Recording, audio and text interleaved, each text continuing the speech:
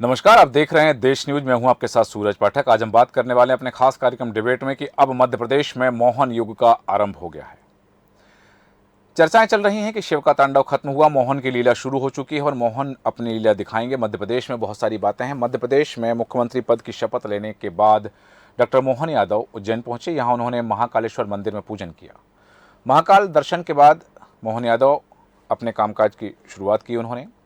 और आपको बता दें कि महाकालेश्वर मंदिर आगमन पर गर्भगृह और नंदी हाल को 5 क्विंटल फूलों से सजाया गया। पहली बार किसी मुख्यमंत्री के लिए मानसरोवर से नगाड़ा गेट तक रेड कारपेट बिछाया गया है। मध्य प्रदेश के मुख्यमंत्री मोहन यादव ने पद और गोपनीयता की शपथ ली। उनके साथ 2 उप मुख्यमंत्रियों ने शपथ ली है। व्यक्तिगत रूप से देखा जाए तो वे मध्य प्रदेश के 19वें मुख्यमंत्री हैं और यदि क्रमवार देखा जाए तो मध्य प्रदेश के 28वें मुख्यमंत्री के रूप में उन्होंने शपथ ली है। भोपाल के मोतीलाल नेहरू स्टेडियम में शपथ ग्रहण समारोह 10 मिनट का रहा है। और अब एक तरफ जहां उनके सामने चुनौतियां हैं, दूसरी तरफ मध्य प्रदेश की जनता की उम्मीदें हैं। और मध्य प्रदेश की जनता की उम्मीदों के साथ साथ वो तमाम बातें जो भारतीय जनता पार्टी ने अपने संकल्प पत्र में कही हैं। भारतीय जनता पार्टी ने जनता को विश्वास दिलाया और उस विश्वास पर जनता ने विश्वास किया है। वो विश्वास कितना खरा उतरने वाला है और मोहन युग में क्या कुछ देखने मिलने वाला है मध्य प्रदेश की जनता को, तमाम विषयों पर हम चर्चा करेंगे। चर्चा में खास मेहमान हमारे साथ हैं। आपका परिचय कराते हैं मेहमानों से। हमारे साथ हैं भारतीय जनता पार्टी की प्रवक्ता मंजरी जैन जी। मंजरी जैन जी, बहुत स्वागत है आपका देश न्यूज में। साथ ही हमारे साथ हैं कांग्रेस प्रवक्ता अमित चौरसिया जी। अमित जी, आपका भी स्वागत है देश न्यूज में। और राजनीतिक विश्लेषक आलोक सिंघई जी हमारे साथ हैं। आलोक जी, आपका भी स्वागत करते हैं देश न्यूज में। सबसे पहले मंजरी जी, आपके पास आना चाहूँगा। मध्य प्रदेश में मोहन युग का आरंभ हो चुका है। सोशल मीडिया पर बहुत सारी बातें चल रही हैं कि शिव का तांडव खत्म, मोहन की लीला आरंभ हो चुकी है। तो क्या क्या मध्य प्रदेश की जनता को देखने मिल सकता है? मध्य प्रदेश की जनता की जो उम्मीदें हैं, मध्य प्रदेश की वो मतदाताओं की जो उम्मीदें हैं, वो विश्वास है जो भारतीय जनता पार्टी पर किया है, उस विश्वास को पूरा करने के लिए भारतीय जनता पार्टी के पास क्या रीति नीति है, क्या रणनीति है और मोहन यादव से अपेक्षाएं कैसी पूरी होंगी? देखिए, भारतीय जनता पार्टी की सरकार 2003 में बनी मध्य प्रदेश में, और तब से लेकर आज तक जिस गति से मध्य प्रदेश ने विकास किया, नए नए आयाम गढ़े और विकास की दर को ऊंचाइयों पर पहुंचाया, तो मैं समझती हूँ कि बीमारू राज्य से हम बेमिसाल राज्य की तरफ बढ़े और जो विकास की धारा जो चल रही है उसे निर्बाध रूप से चलाने का काम जो है, उसे आगे बढ़ाने का काम हमारे जो नए मुख्यमंत्री जी हैं वो करेंगे। और आपके चैनल के माध्यम से आज मैं उन्हें हृदय से शुभकामनाएं देती हूँ, बधाई देती हूँ। और हमारे दोनों डेप्यूटी सीएम जो हैं, देवड़ा जी और राजेंद्र शुक्ल जी, उनको भी मैं बहुत बहुत बधाई देती हूँ और उनके उज्जवल भविष्य की कामना करती हूँ कि जिस उम्मीद के साथ पार्टी ने और जनता ने उन्हें जवाबदारी दी है, निश्चित तौर पर वो अक्षरशः उस पर खरे उतरेंगे, ऐसी मैं आशा करती हूँ और उनके लिए शुभकामनाएं भी देती हूँ। मंजरी जैन जी, तो निश्चित तौर पर मेरा एक प्रश्न है और ये भारतीय जनता पार्टी के प्रवक्ता से मेरा प्रश्न नहीं है। मेरा प्रश्न है मध्य प्रदेश की आम महिला से है, मध्य प्रदेश के आम नागरिक से प्रश्न है। मुख्यमंत्री से क्या उम्मीदें हैं मध्य प्रदेश की जनता को और वो कौन कौन सी चीजें हो सकती हैं आम महिला होने के नाते, मध्य प्रदेश के आम नागरिक होने के नाते आपकी?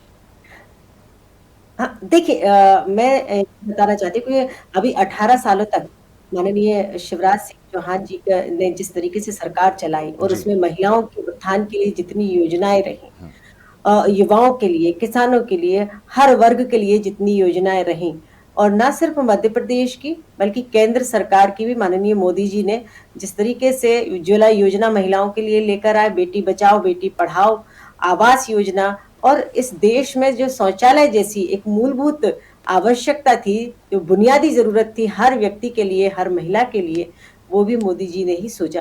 तो मैं समझती हूँ कि दोनों सरकारों ने अति संवेदनशीलता के साथ गरीबों के उत्थान के लिए, अंत्योदय के उत्थान के लिए और एक कमजोर और पिछड़े वर्ग को ऊपर लाने के लिए, समाज की मुख्य धारा में जोड़ने के लिए जो जो अथक प्रयास करने चाहिए थे, वो उन्होंने पूरी तरह किए। आगे उसको और गति प्रदान की जाएगी। जो उम्मीदें हैं जनता ने जो लगाई हैं, निश्चित तौर पर मैं एक महिला होने के नाते, जो आपने कहा कि आप महिला होने के नाते क्या उम्मीद रखते हैं, तो वास्तव में हम जो उम्मीद हमने की नहीं थी वो सरकारों ने किया और उससे भी जो हमने उम्मीद लगा के हम बैठे हुए हैं, उससे कहीं आगे बढ़कर हमारे मुख्यमंत्री जी और हमारे प्रधानमंत्री जी के मार्गदर्शन में और मुख्यमंत्री जी के अनुभव जो शीलता है उनकी, क्योंकि वो बहुत पुराने नेता है, जी। जमीनी नेता है, जी। गरीबी से उठने वाले नेता हैं, तो उनको भी ये अनुभव है कि क्या तकलीफ क्या होती है। वो एक जो कहावत है कि जाके पैर न फूको भाई, वो का जाने पीर पीर पर पर आई। आई, हाँ। तो वो उस पीर को वो जानकर उन्होंने अनुभव किया है।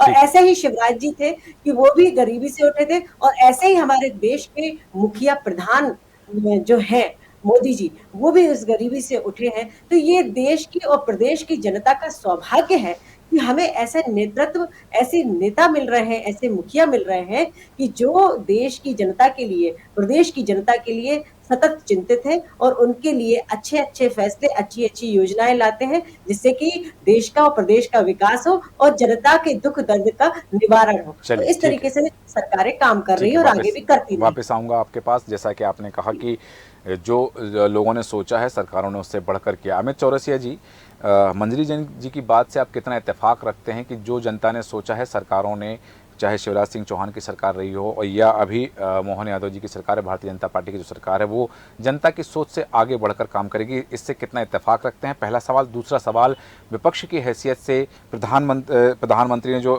नियुक्ति की है मध्य प्रदेश में, मैं यही कहूँगा कि मोहन यादव मुख्यमंत्री हो गए हैं मध्य प्रदेश के। अब मोहन यादव से विपक्ष की हैसियत से सबसे पहला कार्य कौन सा है जो आप चाहते हैं प्रदेश की जनता के लिए करें मुख्यमंत्री मोहन यादव? देखिए सूरज भाई, सबसे पहले तो आपने जो कहा कि जो सरकार बनी है, जी। तो मध्य प्रदेश में कहीं कोई बदलाव सा महसूस नहीं हो रहा। तो एक नई उमंग, नई लहर दिखना चाहिए थी इस नई सरकार में। हालांकि सरकार रिपीट हुई और शिवराज सिंह चौहान जी के जाने का जितना गम मध्य प्रदेश की जनता को, जिन्होंने उनको वोट दिया था, शायद वो अपने आप को आज छला हुआ महसूस कर रही है, ऐसा प्रतीत होता है। और मोहन यादव जी बने हैं, उन्हें हमारी तरफ से बहुत बहुत शुभकामनाएं। वो एक अच्छा काम करेंगे प्रदेश में। लेकिन जो एक लहर दिखना चाहिए थी, उत्साह, उमंग, जो भारतीय जनता पार्टी में, जिस तरह से भारतीय जनता पार्टी इसे मास्टर स्ट्रोक बता रही है, दिल्ली सरकार इसे मास्टर स्ट्रोक बता रही है, अंतिम पंक्ति के व्यक्ति को, दूसरी पंक्ति के व्यक्ति को आगे लाकर प्रथम पंक्ति में स्थान दिया है। लेकिन इंदौर जिले की बात करें, 9 में से 9 विधायक आए, 19 जिले, ये लोग कह रहे हैं कांग्रेस मुक्त हो गए, लेकिन उन्हीं 19 जिलों के अंदर कहीं पे भी मुख्यमंत्री जी के आज शपथ समारोह का कहीं कोई उत्साह नजर नहीं आया। भारतीय जनता पार्टी के कार्यालय सुनसान पड़े हुए थे। विधायकों के यहाँ कहीं कोई खुशी का ऐसा माहौल महसूस नहीं हुआ। तो कहीं ना कहीं इस शपथ विधि से भारतीय जनता पार्टी के विधायकों के अंतर्मन में ही कई प्रकार की पीड़ा है। मंजरी जी, मैं अपनी बात कर लूं, मेरी बहन ने अपनी बात रखी है, तो जो प्रदेश की आज तस्वीर है वो भी आप लोगों को सामने होना चाहिए। तो जो आज स्थिति दिख रही है, उससे कहीं ना कहीं मन में पीड़ा है। जैसे हमने तो पहले भी कहा था, चुनाव के पूर्व भी, सूरज भाई आप और हम सब डिबेट में थे, हमने कहा था कि मध्य प्रदेश में 4-4, 5-5 मुख्यमंत्री के दावेदार हैं और पहली बार मध्य प्रदेश में मुख्यमंत्री का चेहरा भारतीय जनता पार्टी ने सामने रख के चुनाव नहीं लड़ा। उन्होंने सामूहिक नेतृत्व बात करी और जिन लोगों को सामूहिक नेतृत्व की कमान दी थी, उन्हें आश्वस्त करा था कि आप में से कोई एक मुख्यमंत्री बनेगा। और शिवराज सिंह चौहान जी की विदाई तो चुनाव के पूर्व ही तय हो गई थी, जब उन्होंने लाडली बहना योजना का आगाज करा था मध्य प्रदेश में, जिससे नरेंद्र मोदी जी काफी चिड़े हुए महसूस कर रहे थे अपने आप को। उन्होंने किसी भी मंच से लाडली बहना योजना की बात नहीं करी। जो भी स्टार प्रचारक मध्य प्रदेश में आए, उन्होंने लाडली बहना योजना की बात नहीं करी। आपने भारतीय जनता पार्टी के संकल्प पत्र का भी उल्लेख करा, संकल्प पत्र में लाडली बहना योजना कहीं कोई जिक्र नहीं है, कहीं कोई वचन नहीं है। आप देख लीजिए, आप मंत्री जी बता सकते हैं इस बात को। तो लाडली बहना एक से चुनावी शगुफा बन के रह जाएगी और हमको तो उम्मीद नहीं है कि आगे राज्य सरकार जो भारतीय जनता पार्टी की, वो लाडली बहनों के खातों में इसी तरह निरंतर पैसा डालेंगे, क्योंकि शिवराज सिंह चौहान जी की जिस तरह से विदाई की गई है, वो बहुत ही दुखद मुझे ऐसा महसूस होता है कि उससे कहीं ना कहीं। ठीक है, जैसा आपने कहा कि शिवराज सिंह का आंतरिक मामला है, आपको इसमें दुखद महसूस क्यों हो रहा है?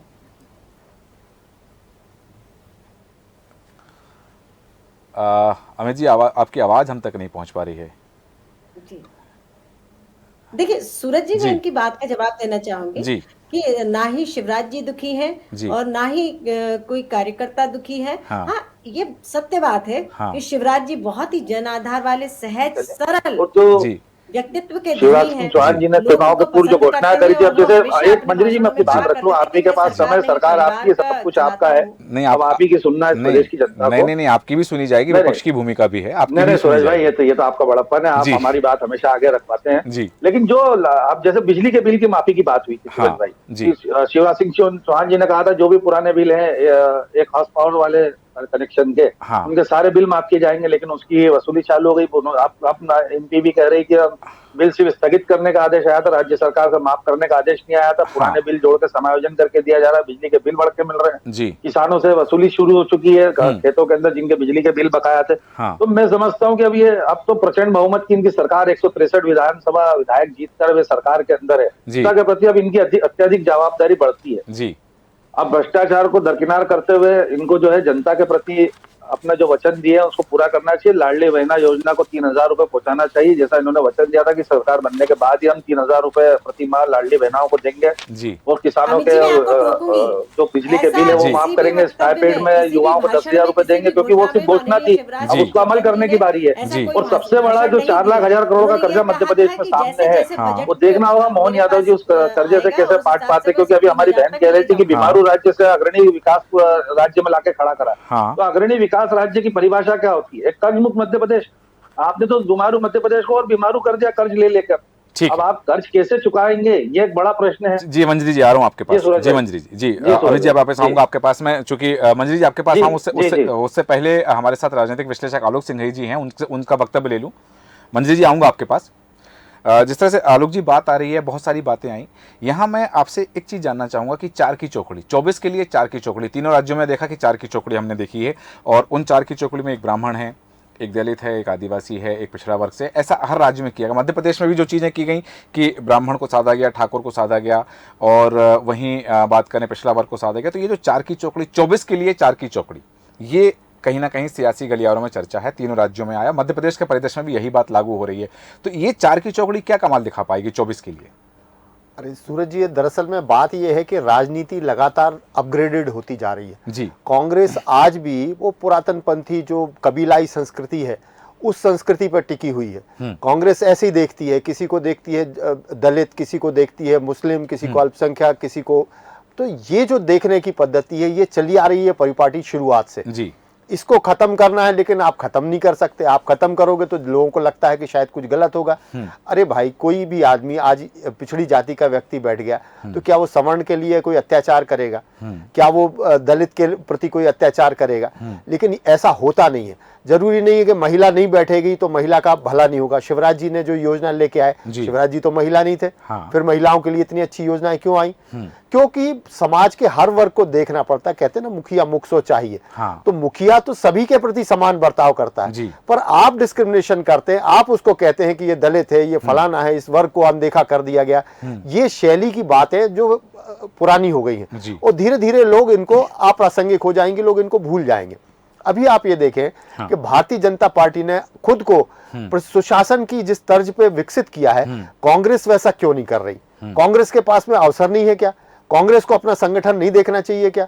आपने खुद का संगठन देखा नहीं, आपने खुद का संगठन बनाया नहीं, लोगों को लेके नहीं आए, नई पीढ़ी के लोगों को लेके नहीं आए। और अब आप ये देखें, इस चुनाव में भारतीय जनता पार्टी शिवराज जी को अलग नहीं कर रही है, भारतीय जनता पार्टी अपनी नई पीढ़ी को लेके आ रही है। और ये किसी भी समय में किसी भी पार्टी के लिए, किसी भी संगठन के लिए अच्छा संकेत है। तो इसमें कहां गड़बड़ हो गया? और रही बात कि कर्ज लेके विकास किया, जो ये बात कहते हैं, अरे भाई 3,14,000 करोड़ की अर्थव्यवस्था यदि बन गई है और उसमें यदि कर्ज लिया है, आपने सीमा के अंदर लिया है, कोई दिक्कत की बात नहीं। कर्ज दुनिया लेती है, लेकिन कर्ज लेके उत्पादक कामों में लगाना। अभी जैसी योजनाएं कहते हैं, लांछन लगाया जाता है कि लाडली बहना योजना में फोकट पैसा बांटा गया। अरे भाई, जो उत्पादक वर्ग था, जो किसान था, महिला थी, आम मजदूर था, उनके घरों में यदि 1,000 रुपए पहुंच गया, या जो बढ़ते बढ़ते अब क्रमशः बढ़ते बढ़ते 3,000 हो जाएगा, जैसा कहा गया, वादा किया गया है, ये हो जाएगा तो कौन सी बड़ी आपदा टूट पड़ेगी? अरे 50 लाख करोड़ रुपए आप जो है 50,000 करोड़ रुपए आप जो बांटते हैं वेतन में सरकारी कर्मचारियों को, उससे तो उत्पादकता नहीं बढ़ती। लेकिन आम यदि कृषक मजदूर काम करता है तो आपके पेट में दर्द क्यों होता है? इस तरीके की योजना है। अब बिजली के बिल की बात आती है, यदि दे रहे हैं, जितना दे सकते हैं देंगे, इकोनॉमी बढ़ेगी। आज एक बात कही जा रही है कि $5 ट्रिलियन की इकोनॉमी बनाना है। जी। यदि $5 ट्रिलियन की इकोनॉमी बनाते हर वर्ग के पास में पैसा मिलेगा, पर्याप्त मिलेगा। अब आप ये देखें कि मुख्यमंत्री बनाया गया इनको, जी। बीजेपी ने इसके बरसों पहले से काम किया है। जी। युवा नीति लेके आए, शिक्षा नीति बनाई, शिक्षा मंत्री थे अभी इसके पहले तक। जी, तो जी। शिक्षा मंत्री रहते हुए उन्होंने जो नीतियां लागू की थी, जी। आज पूरे प्रदेश में यदि नए विजन की डेवलपमेंट हो रहा है तो ये कौन सी बुरी बात है। भाजपा कांग्रेस का काम है बुराई करना, अच्छा है वो विपक्ष में है, बात करें, लेकिन थोड़ा सा तथ्यों पे भी बात करें और अपने अंदर भी सुधार करें, तो इससे प्रदेश का भला होगा। हमें लगता है कि नई पीढ़ी नए सिरे से फैसले ले रही है, भारतीय जनता पार्टी ने नई पीढ़ी को उतारा है, तो अच्छा है, देखना चाहिए। आज वो मंत्रालय में अभी कार्यभार ग्रहण करने वाले हैं और इसके बाद में वो अपने संकल्पों को बता रहे हैं कि हम क्या फैसले ले रहे हैं, क्या कर रहे हैं। मंत्रिमंडल की भी संभव घोषणा हो जाए तो अच्छी चीज है, थोड़ा इंतजार करें, वेट एंड वॉच, देखें हम कैसा होने जा रहा है मध्य प्रदेश में। प्रतीक्षा करें और जो चीजें होंगी सामने जरूर आएंगी। सही कहा आपने कि ये चीजें जो हुई हैं, ठीक है, इनका एक दूसरा पहलू भी है, उस पर भी दृष्टिपात करना चाहिए। मंजरी जी, आप अपनी बात रखें, अमित जी की बात का जवाब देना आप चाह रही थी, वो भी आप रखें अपनी बात। और मेरा एक प्रश्न है, जैसा कि अभी आपने कहा कि ये भारतीय जनता पार्टी का आंतरिक विषय है कि किसे मुख्यमंत्री बनाती है, शिवराज जी के जाने से अमित जी को ज़्यादा दुख क्यों हो रहा है। मैं सिर्फ एक आशय समझना चाहता हूँ, कबीरदास जी का एक दोहा जो शिवराज जी ने कहा है, जस की तस धर दीनी चदरिया झीनी रे झीनी, मैं उसका आशय समझना चाह रहा हूँ बस आपसे। हाँ, अब मैं इतनी ज्ञानवान तो नहीं हूँ जी। लेकिन मैं ये बताना चाहती हूँ जी कि चुनरिया की बात तो यहाँ फिट नहीं हो रही है, लेकिन फिर भी शिवराज जी ने खुद ये कहा जी कि मैं 18 साल मुख्यमंत्री रहा, जी, तो ये संगठन ने ही मुझे जवाबदारी दी थी और संगठन अब जो जवाबदारी देगा मैं उसको अक्षरशः पालन करूंगा। हाँ। और वो हमेशा इस बात को कहते रहे हैं और ये कार्यकर्ता, ये एक बड़े महान कार्यकर्ता ही कह सकता है जी, कि जो मुझे पार्टी कहेगी, जो संगठन कहेगा कि यदि झंडा लगाना है तो मैं झंडा लगाऊंगा, दरी बिछाना है तो मैं दरी बिछाऊंगा, लेकिन कभी भी पार्टी के खिलाफ नहीं जा सकता। जो पार्टी जवाब, तो ये हर कार्यकर्ता के मन में है। और आज जो डॉक्टर मोहन यादव जी आज सीएम बने हैं, तो वो एक उसी का अनूठा उदाहरण है कि वो एक छोटे से कार्यकर्ता से लेकर उनका जो सफर रहा। और जैसे कि अभी आलोक जी ने बताया कि शिक्षा मंत्री रहते हुए उन्होंने अच्छे काम किए, नई शिक्षा नीति लेकर आए और कई सारे शिक्षा के उसमें क्षेत्र में काम किए गए।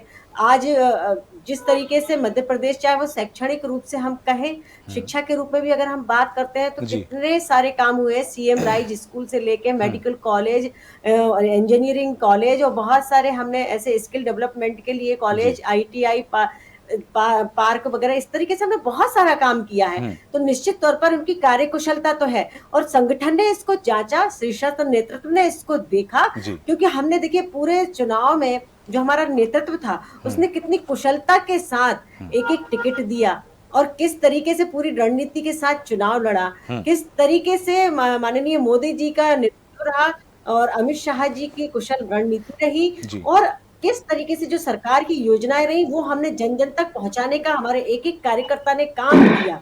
तो वो एक बहुत बड़ा काम था जो बखूबी क्रमदर बहुत अच्छे तरीके से हम कर पाए। और ये हमारे संगठन की खूबसूरती कहूंगी मैं कि जो छोटे से छोटे कार्यकर्ता को भी काम देते हैं वो हाथ में, और जो जिस लायक होता है उसको वहां तक। राजस्थान में पहली बार के विधायक को सीएम बना दिया गया है, भजन लाल शर्मा जो है। ये हमारे संगठन की खूबसूरती है। वसुंधरा जी का चेहरा देखने लायक था। कि एक ही परिवार सदियों से चला आ रहा है, एक ही परिवार जो है पूरे पार्टी को चला रहा है और एक ही परिवार के इर्द गिर्द सारे नेता घूमते हैं। आज अगर इनके राष्ट्रीय अध्यक्ष भी है तो वो सिर्फ रबर स्टैम्प की तरह काम करते हैं, वहां से आदेश आता है वो उसको फॉलो करते हैं और स्वविवेक से कोई निर्णय नहीं कर सकते। लेकिन हमारे संगठन की ये खूबसूरती है, आपके आदेश आता है उसी पर आप कार्रवाई करते हैं। उतना ही अहम है जितना कि प्रधानमंत्री जी हैं, तो वो इस चीज को समझते हैं और उस कार्यकर्ता को जो सबसे लास्ट में खड़ा है उसे भी आगे लाके आगे की पंक्ति में बैठा देते हैं। ये हमारे संगठन की खूबसूरती है। तो निश्चित तौर पर हमारी जो कार्यकर्ता बेस पार्टी है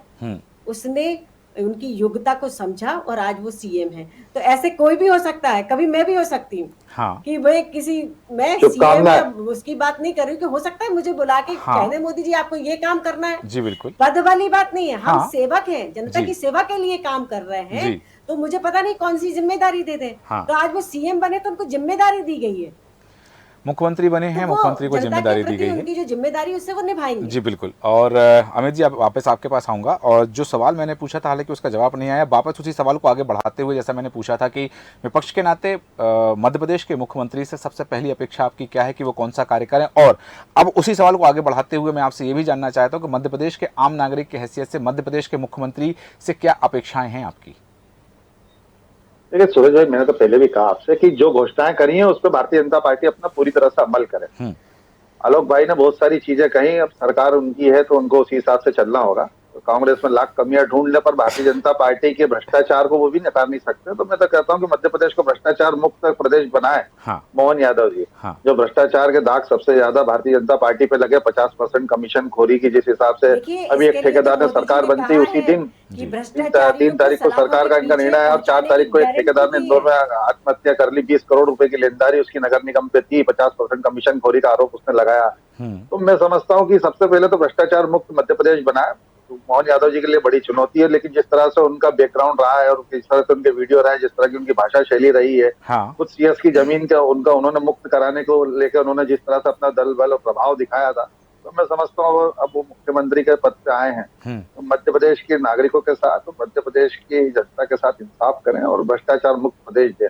और जो योजनाएं और घोषणाएं शिवराज सिंह चौहान जी करके गए, उनको तो खैर मार्गदर्शक मंडल में भेज दिया नरेंद्र मोदी जी ने, क्योंकि वो एक ऐसे असुरक्षित नेता हैं जो विपक्ष के साथ अपनी पार्टी के प्रतिद्वंदियों से भी डर खाते हैं। चाहे वो छत्तीसगढ़ में रमन सिंह रहे हो या मध्य प्रदेश में मुख्यमंत्री के रूप में शिवराज सिंह चौहान जी रहे, अगर वो रिपीट करते तो आज उनका बेशक केडर भी बड़ा होता, उनका कार्यकाल रिकॉर्ड भी बनता सबसे ज्यादा मुख्यमंत्री के पद पे रहने पे। और जिस हिसाब से उन्होंने 165 विधानसभाएं करी पूरे चुनाव के अंदर, और जिस उम्मीद के साथ वो मध्य प्रदेश नाप रहे थे, उसकी जो निराशा का भाव उनके अंदर है वो आज उनके भाषण में भी देखने को मिला कि मैं पढ़ना पसंद करूंगा लेकिन किसी से कुछ मांगूंगा नहीं। तो एक बहुत बड़ा संदेश शिवराज सिंह चौहान जी भी देखे गए, जो आज तानाशाही पूर्ण निर्णय जो भारतीय जनता पार्टी का रहा तीनों राज्यों के अंदर, तो ये तानाशाही पूर्ण निर्णय का कितना स्वागत भारतीय जनता पार्टी के ये पुराने और वरिष्ठ नेता रखते हैं, और इस धर्म का पालन ये लोग करते हैं। तो आने वाला समय बताएगा, और आने वाले समय में मध्य प्रदेश की जनता को इस सरकार से बहुत उम्मीद है, जो घोषणाएं करी उसे पूरा करें। लाडली बहना का जो 3000 रुपए का इन्होंने कहा, संगठन का आंतरिक मामला है।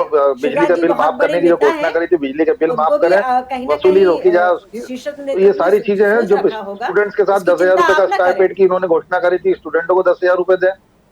छात्रवृत्ति की समस्या आ रही है, छात्रवृत्ति की समस्याओं को दूर करें, ओबीसी वर्ग को छात्रवृत्ति की समस्या जो है वो दूर करें। तो काफी चीजें ठीक है, आपने अपेक्षाएं बता दी, आपने अमित जी आपने अपेक्षाएं बताई। और सबसे बड़ी बात आलोक जी ने जो कहा, तो ये जातिगत जनगणना का ही असर तो आलोक भाई, तो तीनों राज्यों के अंदर जो कास्ट सिस्टम में आप जो कांग्रेस के ऊपर आरोप लगा रहे हैं ना कि कांग्रेस हमेशा वर्गों के विषय में भटके देखती है, ये जातिगत जनगणना जो राहुल गांधी जी ने जो बात कही ना, ये 2024 तक कितना असर करेगी ये आप भी देखेंगे और हम भी देखेंगे। चलिए ठीक है, तो ये जातिगत जनगणना का ही असर है जो तीनों राज्यों के अंदर जो मुख्यमंत्री के पद का चयन किया गया। अमित जी, अभी आपने जो अपनी अपेक्षाएं आपने बताई कि क्या क्या होना चाहिए युवाओं के लिए, महिलाओं के लिए, और जो संकल्प पत्र में जिन बातों का जिक्र है वो पूरे करने चाहिए। मेरा कहना है कि बेरोजगारी सबसे बड़ी समस्या है, और पटवारी का सबसे बड़ा विषय जो है जी, जो पटवारी चुनाव के पूर्व जो पटवारी का जो सबसे बड़ी धांधली हुई थी, जिसमें ग्वालियर के विधायक संलिप्त पाए गए थे, उन पटवारी के एग्जाम जिन बच्चों ने दी उनके साथ इंसाफ करें मोहन यादव जी की सरकार। बिल्कुल, ये आपकी अपेक्षा है, लेकिन बीच में जो बातें अभी आपने और भी कहीं, चाहे शिवराज सिंह चौहान को लेकर के, संगठन को लेकर, तो आपके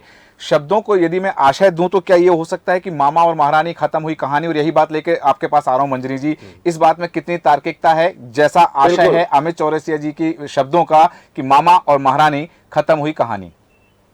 देखिए सूरज जी, किसी की कोई कहानी खत्म नहीं होती, जब तक आदमी काम करता है वो चलता रहता है जी। तो जब तक उनके मन में इच्छा है काम करने की, और पार्टी भी उनको हमेशा काम देती रहेगी, संगठन को उनकी आवश्यकता है, इस देश को उनकी आवश्यकता है, इस मध्य प्रदेश को और राजस्थान को, सभी की अपनी अपनी भूमिका तय है, सबको अपनी भूमिका के अनुसार काम दिया जाएगा। आज मैं भी इस भूमिका में बैठी हूँ, तो मैं एक बहुत छोटी सी अदनी सी कार्यकर्ता हूँ, मुझे संगठन ने ही ये काम दिया है कि मैं आज आपके चैनल पर आके बैठी। हालांकि मैं निजी रूप से एक बात कहूँ, मेरे पास जो सूचनाएं थी कि आप भी कहीं ना कहीं विधायक की दावेदारी कर रही थी, दावेदारों में आपका नाम भी शामिल था कि आपको भी टिकट मिले। हालांकि ये पार्टी का अपना विषय था कि उन्होंने किसी और को टिकट दिया, मुझे इस बात का संज्ञान है व्यक्तिगत रूप से, और मैं चाहता था कि आप चुनाव लड़ें, और अब जो भी चीजें रही, हो सकता है अगली बार आपको मौका मिले। जैसा आप कह रही हैं कि पार्टी कभी किसी को भी कोई भी काम दे देती है, ठीक है, चूंकि समय की सीमा है, वापस आऊंगा आपके पास में, लेकिन अभी मैं आलोक सिंह जी आपके पास आना चाहूंगा। ये तमाम जो चीजें हो रही हैं मध्य प्रदेश की राजनीति को लेकर के, सियासत को लेकर के, तमाम चीजें मध्य प्रदेश की जनता की अपेक्षाएं कि क्या हो सकती हैं,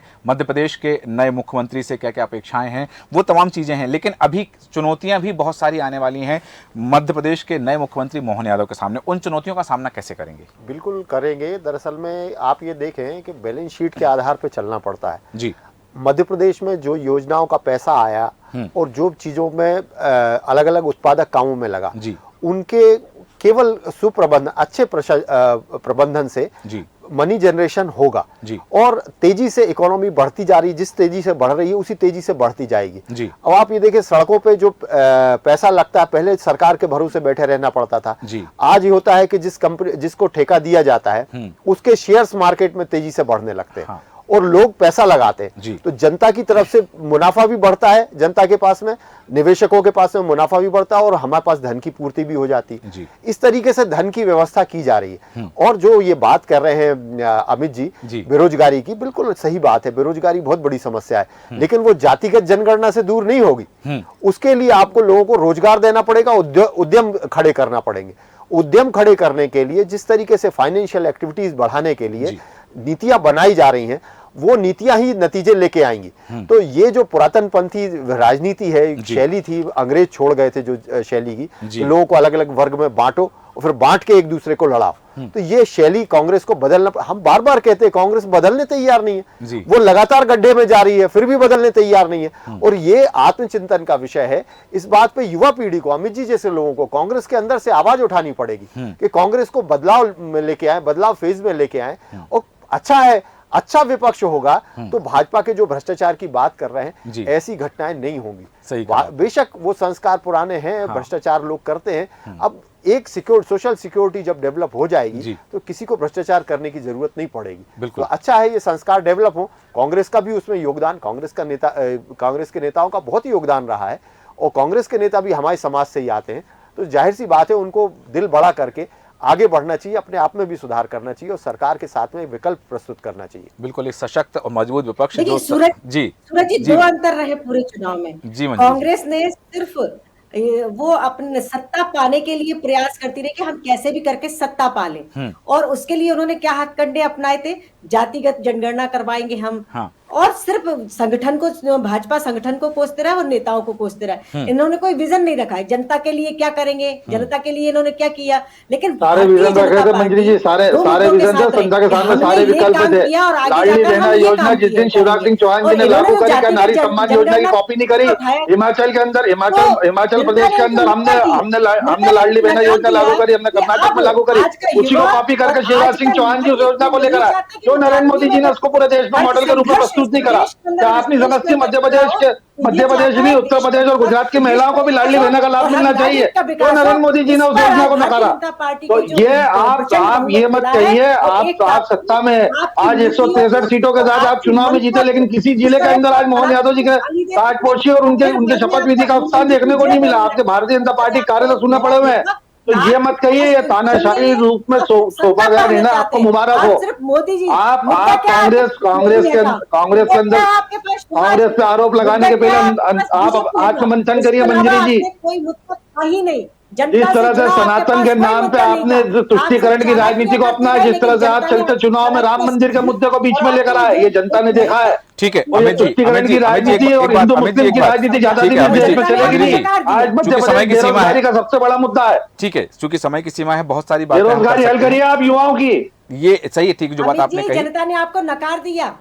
ठीक है, ये अरे हमें नकार दिया, आपको तो सरकार में बिठाया ना। अमित जनता के साथ पूरे विश्वास के साथ जो वचन आपने दिया उसको पूरा करिए। अमित जी अभी आपने बात कही, योजना अगले महीने से बंद करने वाली है आपकी सरकार। ठीक है, यदि बंद होगी तो वो जनता देखेगी और क्या चीजें आएंगी। मुख्यमंत्री बन गए क्या? आपको बिल्कुल बंद होने वाली है सूरज भाई, मैं बता रहा हूँ। ठीक है, घोषणा कर रहे हैं, लिख के चलिए जो चीजें हो जाती हैं। लेकिन यहाँ एक बात आपने कही आज अमित जी, अभी आपने कहा कि किसी जिले में कहीं पर नहीं दिखा कि डॉक्टर मोहन यादव शपथ ले रहे हैं, उनकी ताजपोशी हो रही तो उत्साह नहीं दिखा। मैंने अपने वक्तव्य की जब शुरुआत की तब मैंने कहा कि पहली बार किसी मुख्यमंत्री के लिए उज्जैन में रेड कारपेट बिछाया गया है। ये उज्जैन की बात, क्योंकि उज्जैन उनका गृह जिला था सूरज भाई। हाँ, मैं महाकाल मंदिर की बात कर रहा हूँ, उनके गृह जिले की बात। इंदौर की बात करिए, इंदौर की बात करिए, खरगोन की बात करिए, धार की बात करिए। इंदौर 9-0, देवास 5-0। हाँ, लेकिन भारतीय जनता पार्टी का कार्यालय सुने पड़े हुए थे, विधायकों सारे लोग भोपाल आए थे ना, सारे लोग भोपाल आए हुए थे। अरे तो सारे कार्यकर्ता थोड़ा ना भोपाल चले गए होंगे, कार्यालय के लोग आ गए होंगे। क्या बात कर रहे हैं सूरज भाई आप भी। बीजेपी कार्यालय में आज मेला लगा हुआ था भैया। चलिए अमित जी, बीजेपी कार्यालय में मेला था और आप ठीक। शपथ ग्रहण देखने तो जाते, पब्लिक समा नहीं रही थी, गेट बंद करना पड़ रहे थे, चलिए। पुलिस संभाल नहीं पा रही थी बिंदु पब्लिक बिंदु को। बहुत सारे हैं जिन पर हम थोड़ा चर्चा कर रुकिए सकते हैं। मैडम। जी थोड़ा रुकिए बहन जी, जी, चूंकि मैं जनता बताएगी आप भी आपको। रुकिए, मैं मैं भी बार बार कह रहा हूं जैसे कि चूंकि समय की सीमा है और समय से ज्यादा ही हो चुका है। बिंदु और हैं जिन पर हम चर्चा कर सकते हैं पर समय अनुमति नहीं देता है, इसलिए चर्चा को विराम देंगे। मंजरी जैन जी, अमित चौरसिया जी, आलोक सिंह जी, आप सभी का धन्यवाद चर्चा में शामिल होने के लिए। और जिस तरह से अब बात सामने आ रही है कि चुनौतियां तो है लेकिन मध्य प्रदेश में मोहन युग का आरंभ हो चुका है। मोहन युग में बहुत सारी बातें होंगी, जनता की अपेक्षाएं बहुत सारी होंगी और उन अपेक्षाओं को पूरा कैसे करते हैं डॉक्टर मोहन यादव, ये देखना दिलचस्प होगा। बने रहें देश न्यूज के साथ। नमस्कार।